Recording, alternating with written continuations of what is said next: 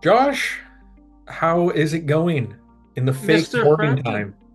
Oh, it's going fantastic. How you doing? It's I been a have my, while. I have my coffee sponsored by the local coffee shop here in Collingwood, Ontario.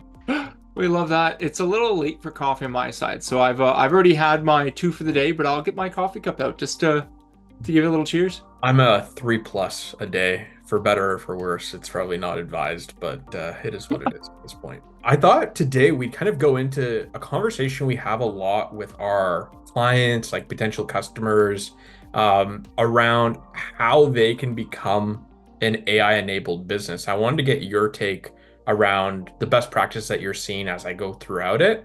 So I thought I'd share my screen today and kind of go through some of the things that we commonly help folks with when they're looking to get better at prompt writing.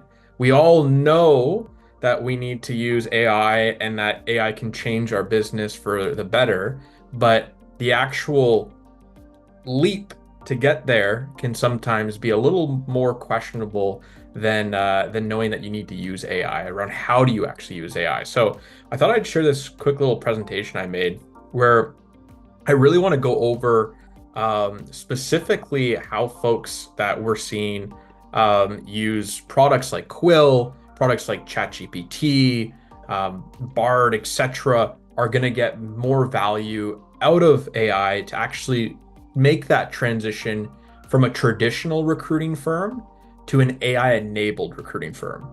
And the power of being an AI-enabled recruiting firm isn't that AI is taking everybody's jobs and things like that. It's just allowing you to operate at a bigger scale and more profitably than if you weren't an AI enabled recruiting firm. So we see two key benefits from folks that make this jump successfully. One is they actually have more revenue than before, and they have less cost structure, effort, and time to support that revenue, ultimately becoming a more profitable business. So, how do we actually bridge that gap? What are our customers doing? What are the top recruiters doing that use AI? Well, they're learning how to speak AI. I don't know, Josh. Have you ever used Duolingo to practice your Spanish? I think it's like "Tu hablas español."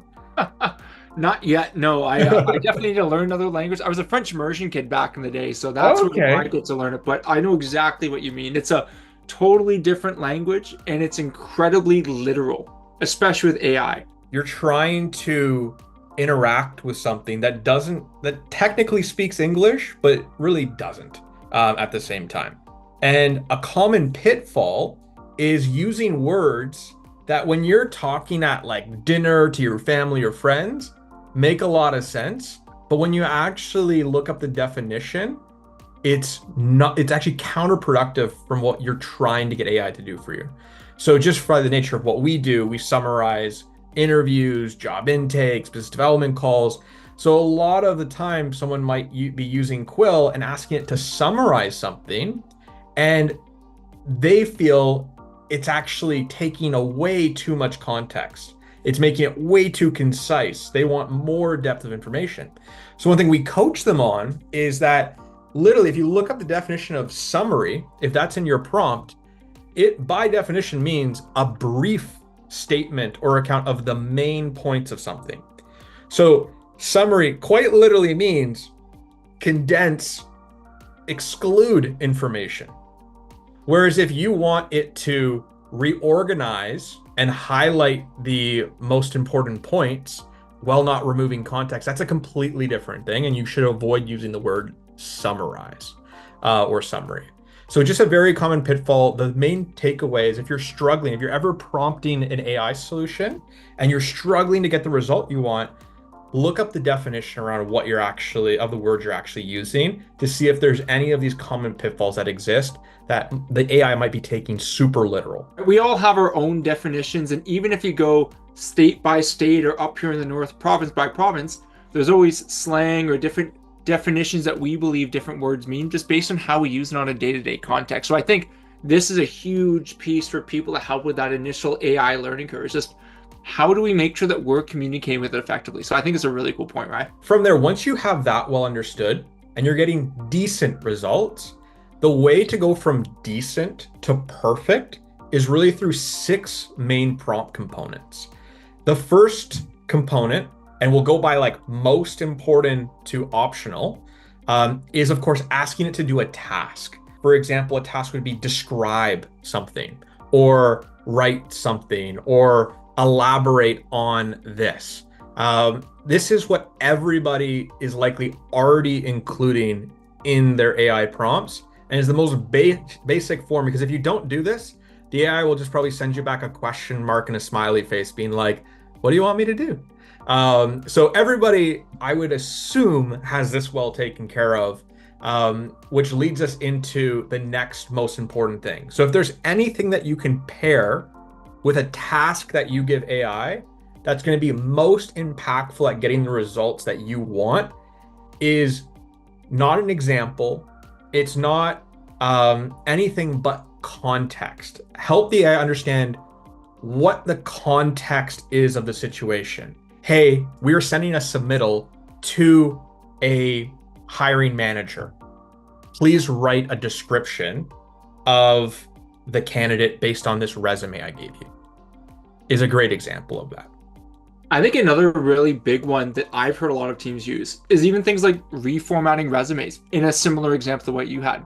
So if I have a candidate that I'm working with that I think is a really good fit for a role that I'm looking to fill, I might take the resume they gave me, I might take the job description that I know was coming in, and have AI reformat the resume based on keywords or orders of operation that they're looking to have things formatted in to better help it match that resume. Yeah, job description is perfect for context, right? It's like, hey, reformat this resume.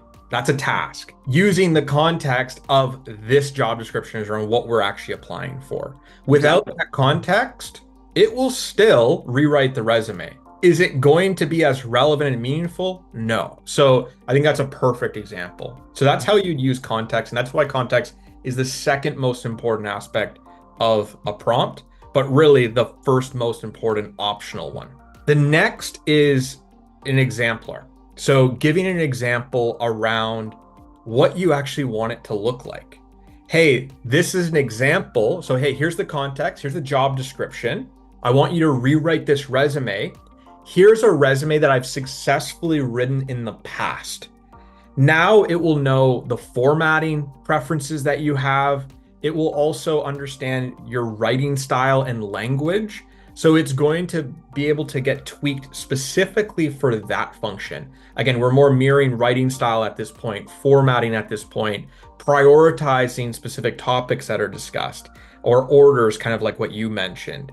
That's going to come into play a lot more when you give an example versus something like context, where the guardrails are still who knows where for what the actual output would look like. Any other ones that you can think of, for example? Write-ups after call, like a submittal or a scorecard. Another Yeah, I think that's perfect. one, especially with like writing styles and context. Another really cool example we see teams use frequently.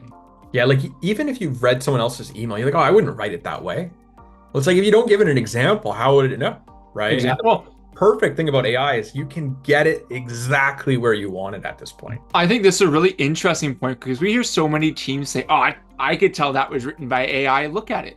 Well, yeah, because to your point, you might have given it a task, maybe some context, but have you given an example of how you typically write these on your side? Another thing that I like to point out here is that AI, like what a large language model is it predicts words.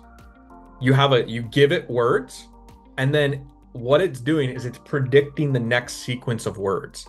Persona is giving the AI an avatar that it can emulate.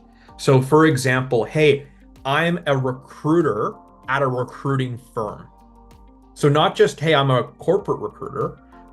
You're a third-party recruiter. So it knows that you're interfacing to clients and that you're pitching that candidate, rather than thinking that you're just sending a submittal to a fellow colleague at the same company as you, which might be a lot more concise, have a lot less emphasis on the value that the candidate can provide. There's different ways that a corporate recruiter versus a third-party recruiter might actually submit a candidate. So you need to give it that extra context. This is, again, something that's optional, but will provide better results. Another one that I've even seen is the persona for who you're submitting it to. If Yep. you're submitting it to a CEO or a CFO, the level of context and detail we want to send that over to is going to be very different than just a hiring manager, like the finance manager. No, exactly. And the last thing, again, because should be already covered somewhat, especially in the exemplar, is you can provide format. So you can say, hey, this is the format I want it in. This is particularly helpful if there's something unique about the format that you want this new output to be that differs in some way than the example. Those are 5 of the things that are most important. The last thing, if you're still not getting what you want from AI and you're really picky around exactly the tone of voice, how it's being perceived, is you can start asking the AI to use a specific tone. So use a really friendly tone. Make sure this is going to come off supportive, specifically helpful when dealing with client situations where things can be lost in translation with writing. I find tone is most impactful here, but again, it definitely is optional. And you can always use tone as a follow-up to something that you've already added. So you could use task, context, and exemplar. And then if you don't like the output, you could say, hey, rewrite this, but now know that you are a recruiter at a recruiting firm and use it, put it in bullet points and be more friendly with it. So it doesn't all need to be added at once to get the good result, but you do need to prioritize it in this way to get to the right area without you needing to do a ton of manual editing, which is exactly what you're trying to get away from. I think those are great components for teams to think about. And I think the really big thing to remember this, you don't have to do all 6. You can maybe Yep. start with 1 and then work your way down. Think about it like the layers of the onion. Don't just go right for the kill, think you need to figure out all 6 and make it perfect. Yeah, You'll spend more time putting it together than you will actually doing the thing that we want to do most. exactly. Start with the task, and then if it's not where you want it to be, keep going down. Exactly. All right. Thanks so much for watching, everybody. We'll chat next week. Talk next week.